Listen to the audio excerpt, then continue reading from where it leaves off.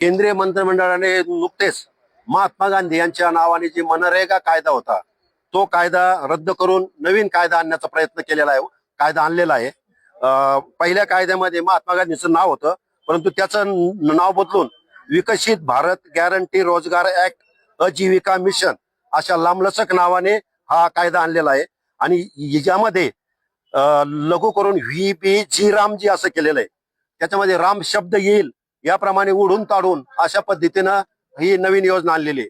वास्तविक पाहता महात्मा ग्रामीण रोजगार कायदा जो होता हा कायदा 2005 साली मनमोहन सिंग सरकार असताना डाव्या पक्षांचे 65 खासदार होते आणि त्यांनी या सरकारला ग्रामीण रोजगार किमान 100 दिवस रोजगार मिळावा म्हणून या ठिकाणी संसदेमध्ये हा कायदा करून घेतलेला आहे. त्यामुळं ग्रामीण रोजगार निर्माण होत होता आणि मजुरांना कुठेही बाहेर जावं लागत नव्हतं, त्यांच्या गावात रोजगार मिळत होता. पण या केंद्र सरकारने कॉर्पोरेट लॉबीला खुश करण्यासाठी हा कायदा रद्द करून हे नवीन मिशन आणलेलं आहे.